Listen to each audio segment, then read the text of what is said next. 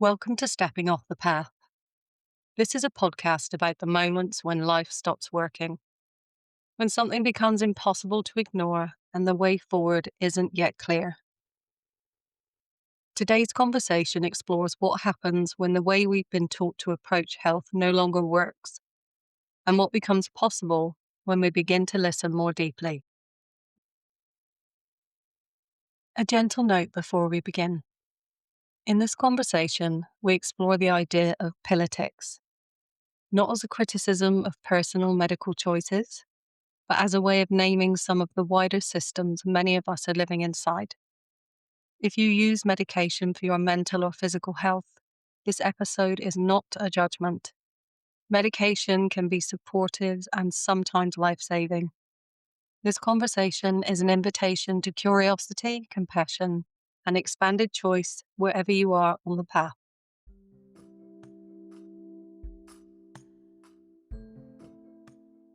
My guest today is Phyllis Leon, someone whose work speaks directly to what it means to step off an inherited path when it no longer fits.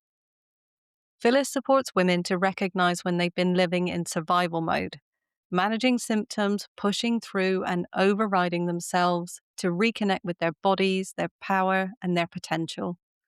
In this episode, we explore what it means to question the systems we've normalized and how real change begins not with willpower, but with self-awareness and self-compassion. Thank you, Kelly. It's such a pleasure to be with you on the podcast today. I am looking forward to a deep and rich conversation. Thank you, Phyllis. So I'd just love to begin with you.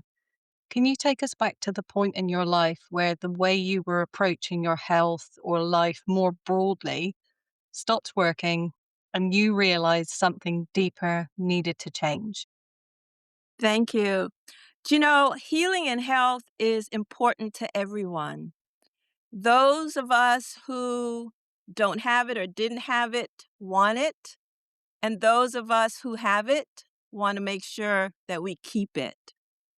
And so for me, it started as a quiet frustration, and it sounded something like, I know what to do, I just can't seem to do it consistently, Mm. and I don't understand why. I'm wondering, with you having explained that, I really resonate with it because I went through similar when I got sick. And I'm curious if you found that there was any self-blame or self-attack along the lines of, I know what to do, so why can't I do it? Absolutely. And this is the frustration, right? What I came to understand is that there's actually a name for that experience, Kelly, that both you and me and others Mhm. experience. It's called the knowing doing gap. And for Mm, years, that's exactly where I lived, yeah. right? I knew what to do. I remember there was a point in time on my health journey, I had like 20 books spread across my floor. So I Wow. was informed, right? It wasn't that I was uninformed. Mm, I knew a lot. But here's what I didn't understand, Kelly, at the time, right? I was trying to change what I ate without changing how I thought, without changing my routines, and without support. mm. I think so many women will resonate with that. Um, so I'm curious, before that shift, what did coping or functioning look like for you? And what was quietly being overridden or ignored in the process? So before that shift, coping looked like to me because I was like a high tech exec, high responsibilities, high pressure. Um, I normalized fatigue. I treated my symptoms really as interruptions to life. I had to get on with life, right? Mhm. And I had the information and I was functioning, but I was overriding my own intuition and trusting external answers more than my own lived experience. And Yeah. then, the culture that we live in frame our experience as normal. So it's Mm, normal for stress. It's normal, you tie everything to aging or to genetics, and it just didn't answer the question that I had. Mm, mm.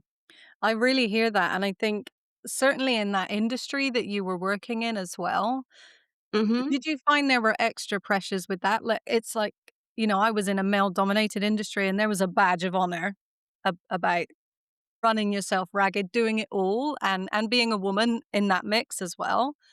How did you find Absolutely. that? Yeah. Absolutely, and, I was in technology for over 36 years, and throughout those years, I kept getting promotions, more responsibilities added to my plate, and yeah, in that male-dominated environment, right, we have to prove ourselves. And we have to make sure that we're, I call it being the answer grape, right? And so Wow. I had to have all the answers. If I go to a meeting, question comes up, I have to have the answers. Mm, And so it's just additional, it's stress, it's pressure, it is unrealistic expectations. It's a lot to carry. mm, mm. Yeah, and being within those systems and proving yourself. How long do you think you were struggling? Are we talking years before you kind of went, okay, here's a reckoning. I got to do something. Kelly, it was years. It Yeah. was years. And here's also the cultural conditioning for me is in my adulthood and even in growing up, I observe family members go through chronic illness, losing their freedom, losing their ability to do those things that they desired to do because of symptoms management and that whole cycle of hopelessness. And Mhm. so I observed that. And at a point, I thought, okay, well, this is just normal. This is just what happens because this is what I saw Uh-huh. in my family members. And I got to the point where it was like, well, am I next? Right? Mm. Am I next for a heart attack? Am Yeah. I next for a stroke? Am I next? And that was really my point of reckoning. Mm. Mm. Yeah, because I can imagine as well, like you were saying earlier, you've got the books around you. I know what I need to do, but I can't change. And then you've got that butting up against, well, am I going to have a stroke? Am I going to have a heart attack? But Yes. maybe this is normal because, did you have any role models or examples in your life outside of the coping functioning, people who were living healthy lives or anything like that? No, because, generationally, right, I watched my aunts, I watched my uncles, I watched my cousins all struggle and suffer from what I now know, is preventable Yeah. chronic illness, right? But we didn't have the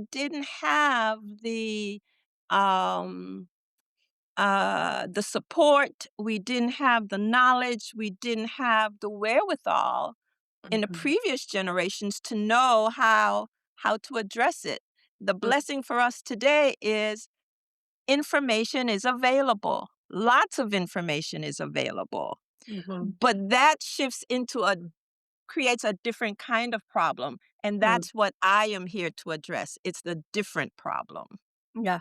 I connect so deeply with what you're saying because I was the studier, I would say to myself, well, I know it all in inverted commas, so why can't I just change?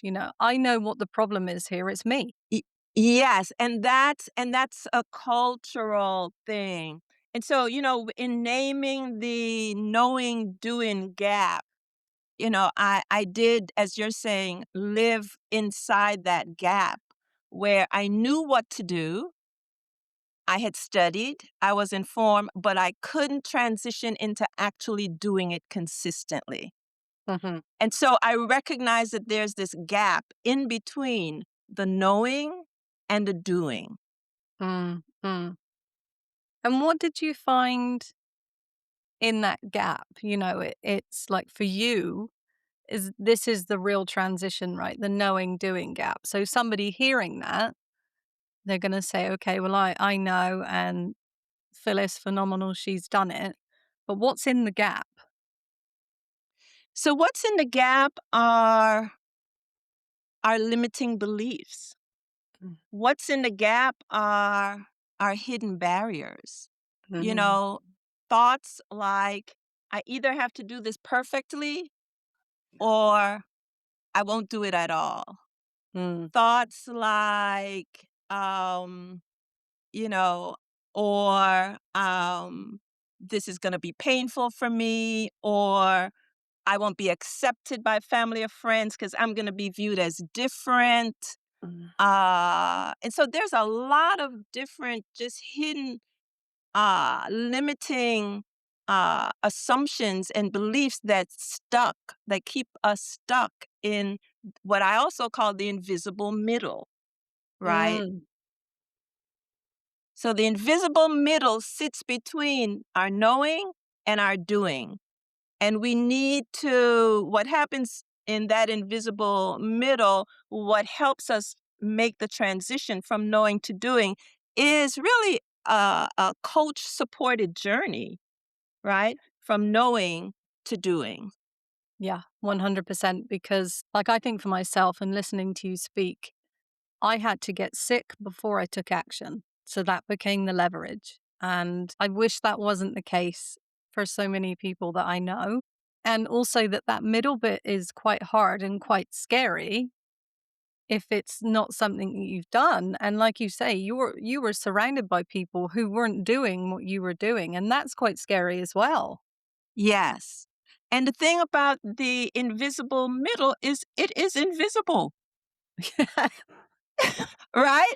And it really takes a collaborative partnership with a coach to help close the knowing doing gap and Mm, turn all that insight. Because the other thing is, if we don't know how to turn all that insight and all that knowledge, all that information into aligned action, mm, right? Long enough for us to actually experience evidence based health, and that becomes our lived experience, we feel hopeless oh, because we have the information, we know, and it's like, well, why are we stuck? Yes, mm, because it's invisible. You don't know that there's this invisible middle. mm. That's the frustration. You just feel horrible. You feel Yes, bad, right? yes, and Mm, then because it's invisible, we are intelligent women. The intelligent response is we have to blame ourselves, mm, right? Because we don't know what's in the middle. We know that we have the knowledge. We're trying to get over here to doing it. We take fault. We take blame. We think mm, it's us. mm. Which is such a common response. And I think in your journey going forward, I read this on your website and I got it straight away. But you named something called pill-itics.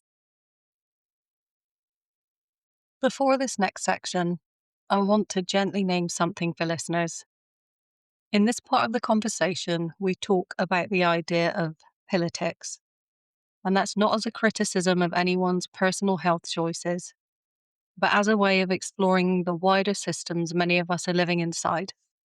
If you use medication for your mental or physical health, this isn't a judgment. Medication can be supportive, stabilizing, and sometimes life saving. This conversation is an invitation to curiosity and expanded choice, not to take anything away. Can you share what that word is pointing to and what you started to see about the system many women are living inside of without even realizing it? Yeah. I came up with this phrase, pill-itics, and it's not just talking about pills alone. I'm actually trying to bring language to an environment that we are all swimming in. And part of my initial definition of that is, it's a place. where treating a chronic symptom is more profitable than healing the root cause. And this is particularly true with chronic illness, where we know 80% can be reversed and prevented based on diet and lifestyle, right? And so the evidence is clear. But since that initial understanding that it's treating the chronic symptom and, because that's more profitable, I've since expanded my understanding that it also impacts how women, as we were just talking, where they allocate the blame, right, Mhm. for not actually being able to execute. And so the result is that we become informed, but then we are stuck. And that environment quietly widens the knowing doing gap. I totally get that. And I wonder, how does politics shape the way that women relate to their bodies, particularly around symptoms like fatigue, mood, or feeling not quite right? What are we taught to normalize? Yeah, right. Because we at this point in this environment we're swimming in, we are actually taught to normalize those things. As you said, Kelly, fatigue, pain, brain fog, mood shifts. We actually internalize that that's the cost of being a woman in this day and age. And then we attribute those symptoms to aging, being high functioning, and then it's normalized as it's just how it is. Mm. Yeah, there's so much around where you're just getting older. That's how it is. Yeah, but the blessing for us is that our bodies know something different, right? And the challenge is coming to the point where we stop overriding what our body's telling us, that we actually listen to our bodies, and that we restore the self-trust that gets eroded in this environment we're swimming in called pill-itics. Mm. And it's really interesting because I think when relief becomes the goal rather than the understanding, and I would say for myself, when I got sick, I just wanted an answer. Just give me something. I just want to feel better. So, what do you see? What do you see women losing in terms of self trust, agency, or relationship with their own inner knowing? Exactly. So in this environment, right, I love where you're headed. We lose self-trust, we lose agency, but one of the things that we don't talk about a lot is we lose time. Oh, We lose valuable time because symptoms management does not address the underlying issue. Symptoms management, and there is a place for symptoms management in all of our care. So I'm not against symptoms management. There is a place for it. But what mm, I am against is when symptoms management is the plan for life, because it means that we're really not addressing the underlying imbalance. And that imbalance continues to increase over time, where evidence today, the blessing for us, the day and time that we're living in, is there is evidence that proves there is a way to prevent, to reverse, and we don't have to stay stuck in that place of symptoms management. We can actually get to a place of root cause healing. mm. And I think also, like, if we're honest as well, I know for myself, it was easier to just take something because it was painful looking at the real thing and that felt hard. But I didn't, or I couldn't realize at that point what the trade off was. Yes, and oftentimes, right, no one shares that with us, and totally get it. To your point, Kelly, when relief becomes the goal instead of understanding the loop that we're in with the managing instead of getting to root cause healing, what it does is it keeps us in this restarting and renegotiating with ourselves and trying Mm. harder and harder and just getting to the point of resignation. Like, why am I trying? It's not working. Because there's no knowledge that there's this invisible middle, and that's where you're stuck. Yeah, 100%. And it reinforces some of those underlying beliefs. I'm not good enough, you know? Exactly. It is reinforced. It's the evidence that is visible.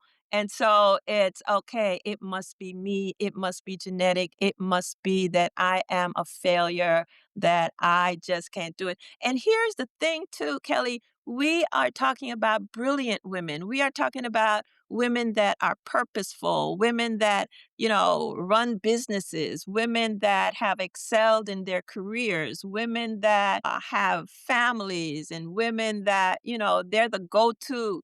And they know how to execute, they know how to navigate. But in this area of their health, it's like, I know what to do. I just can't seem to do it consistently. And I don't know why. So it must be me. Mm. I'm hearing the pain of, well, I can run a business, I can do this high powered job. Why can't I sort my health out? And I think the message that I really want to convey to your listeners is, it is not your fault. Mm. It is not you. It is not even your body, right? The challenge is that you are stuck in this knowing doing gap. Yeah. And good news is that with a collaborative partnership, a coach supported journey can help you shift and close that knowing doing gap and turn all that brilliant insight that you have into aligned action. Mm. I love the sound of that. And I'm just thinking about your work. It centers on plate, power, and potential. How do you see this framework helping women step out of politics and back into relationship with themselves? Not through force, but through awareness. So I call that my 3P reset, because those are the areas when I'm working with a client in the invisible middle that we focus on. We focus on identifying the hidden barriers, the hidden beliefs, the hidden assumptions that affect their relationship with their plate, right?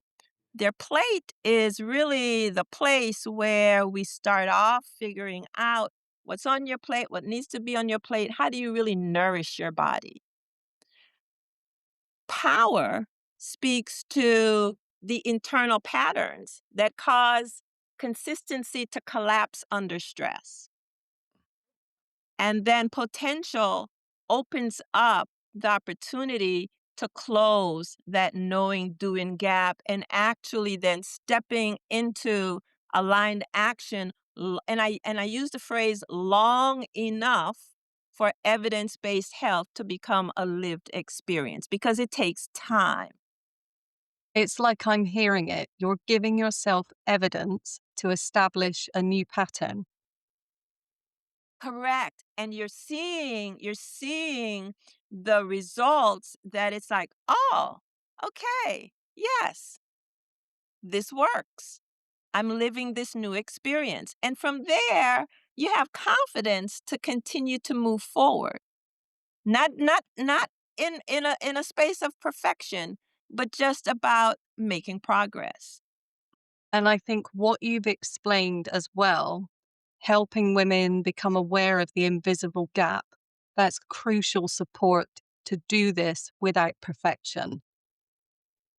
Yes, because we need to be amplified, we need to be encouraged, we need to be supported on that journey so that all of that insight you have, you actually can apply it consistently, not perfectly, but in a way that supports, yes, the evidence that you need to move forward.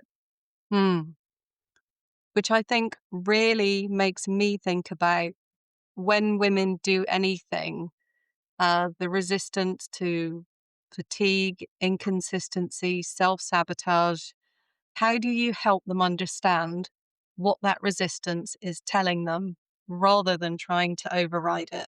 Yeah, that's a powerful question, Kelly, because resistance is one of the most misunderstood signals in health. When a woman says, I know what to do, but I can't stay consistent, it's not laziness. It's really a sign that inside is trying to run through uh, an outdated internal operating system. And instead of overriding resistance, what I do is I help women become more aware of it because that resistance helps to name what's in the invisible middle, right? Mm, That's actually blocking their execution. So resistance is actually misunderstood. It is a signal that helps mm, us get from knowing to doing. mm. Yeah, that's really powerful. And I will say to people with my own journey, I ignored a runway of red flags before I crashed. And I think even the language that we sometimes use, like overriding, battle, they're very confrontational words. And I think mentally that sets you up to be in opposition to yourself. Yes, and again, I think it's just part of the culture that we're living in, and we absorb, right? We absorb the messaging from the culture. Hmm, 100%. And it's there from birth, whether we like it or not. We grow up with this, right? We grow up in it, absolutely. It's so prevalent. You're sitting, you're watching TV, and what do you see? You see commercials that tell you, you know what? If you have this symptom, go tell your doctor that you want this drug. And if you got this symptom, go tell your doctor that you need this drug. And if you're this age, this is what's going to happen to you. And so, yeah, we get those messages all of our lives, which is another reason why once we recognize that we're stuck in that gap, it's really important to get that support. Because if you've been conditioned for 30, 40, 50 years, you're up against a huge block. Mm, mm. And a whole lot of evidence to support what you're doing. Correct. Mm, Correct. And so we don't want anyone to have to stay stuck when there's an opportunity to close that gap, to get to that place of actually doing so that you can redeem the time, right? And actually go on and fulfill your life's purpose, fulfill your life's goals and be the woman that you're here to be. mm. So I'm sure you've experienced this firsthand. But what shifts when a woman's body is no longer in survival mode? What becomes available emotionally in how she sees her life unfolding? Oh, I think it's an amazing place to be because it just speaks of possibilities. When you're stuck in the gap and you have no way of closing the gap, your possibilities shut down. You are only surviving, you are living for today. All of your purposeful living, your life gets to be on pause. Right? So life is on pause whenever we're stuck in that invisible middle, life is on pause. But what happens when the survival mode loosens up? Energy returns, clarity returns, purpose returns, the ability to live the amazing life you're here to live returns. And you get to take life off pause. I just can't help but smiling when you say that. And how could anybody not want to live that life? Yes, right? We want women to stop asking, how do I get through the day? Right? And actually start asking, what actually matters to me? Now that I feel like myself again, what is it that I want to do? And just be in a place where they can do that. Hmm. And it's like I'm hearing, I can imagine you getting to that point. What did it feel like for you when you got there? When I got there, I started out by saying I had this quiet frustration, which I believe a number of women feel, which is I know what to do, I just can't seem to do it consistently, and I don't know why. And then when I got to the point where I broke through and I was actually able to nourish my body properly, and I knew why I was nourishing my body, I knew how to adjust my lifestyle. I became empowered. I prioritized and made decisions that mattered. What happened at that point is I stepped into a place of possibility, Kelly, and I stepped into a place of purpose. And Mm. part of my coaching other women is aligned to that purpose, is to have them understand, you know what? I was stuck. I was stuck in that invisible middle for years. Mm. And now that I am no longer there, I can actually articulate and give language to what that is. And I can help you shift out of that knowing doing gap to close that gap, turning all of your insight into aligned action. And so I feel more empowered. I feel more purposeful. I am now in a place where I can create the impact that I am here to create. Mm. And I wanted to share something. I was looking at your website, and it feels like this is the perfect point. This is like a paraphrase of a testimonial, but it is amazing. And it's from Beverly.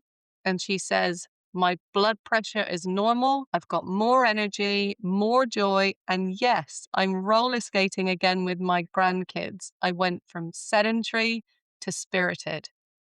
I'm not just managing symptoms anymore. I'm living. I'm back in motion, back in purpose, back in love with life. This isn't just coaching, it's transformation." I get goosebumps just reading that. How do you feel when you hear that? It totally was outside the realm of possibility for me when I was stuck in that invisible middle. Because Mm, the other thing happens when you're stuck in the invisible middle is you become very self focused, you're very closed off, right, from others. And so having that kind of possibility wasn't even on my radar. mm, But then once I closed that gap, like life opened up and opportunities came to me, and I was able to listen more deeply to my yearnings. I was able to connect to my yearnings. I was able to put myself in a place of growth where in this particular case getting my coaching training so that I could be there for other women and bring them out of mm. that, bring them to a place where they can experience broader purpose, broader possibilities. Beverly was an amazing an amazing client, and we called her, she's the roller skating grandma. Yes, Beverly is amazing. She had an amazing transformation. She had retired and had been struggling with various chronic illnesses. And because the illnesses weren't being addressed at the root, they just kept getting worse, more medication, more weariness, isolation from her family because she never felt like herself. She never felt well.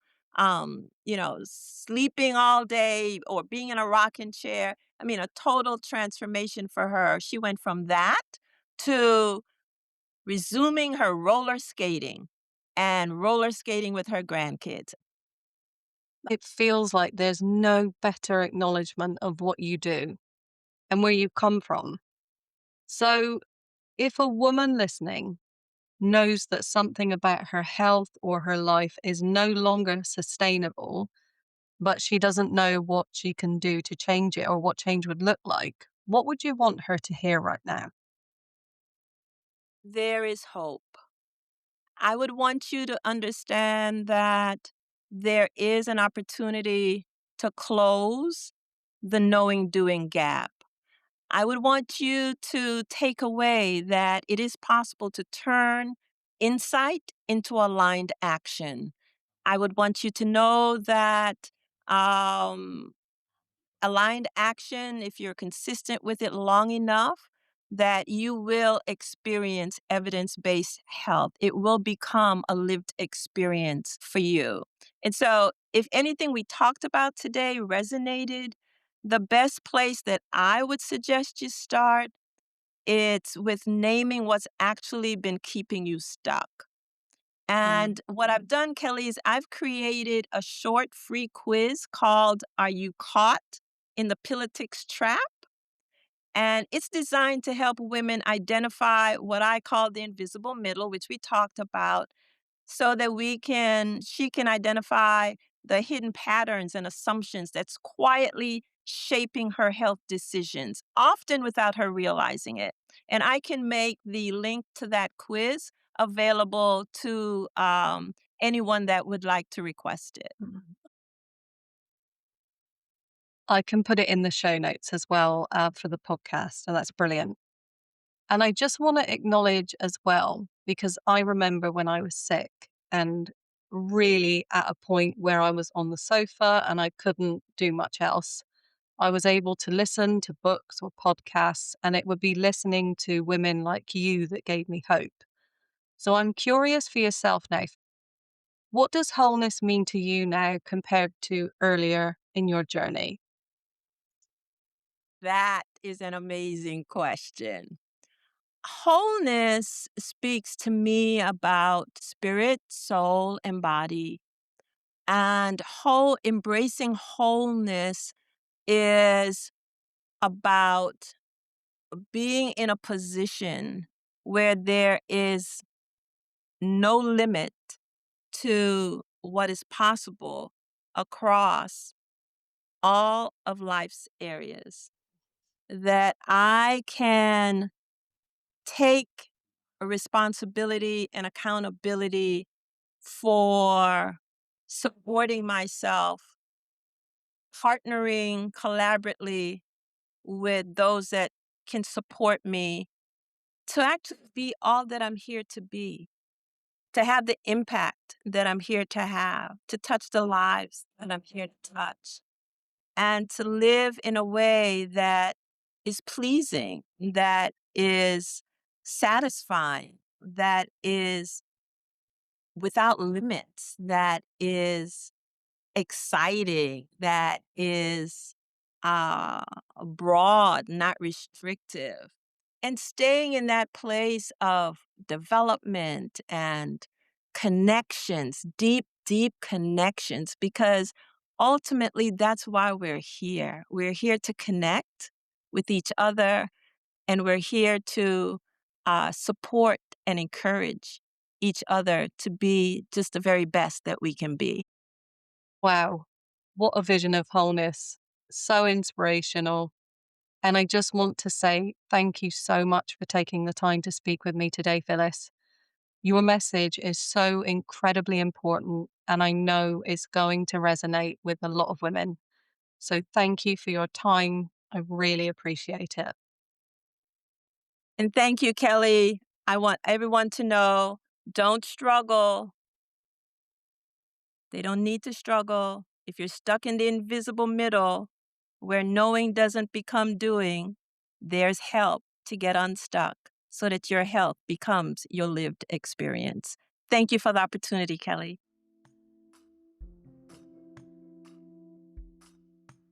Thank you for being here.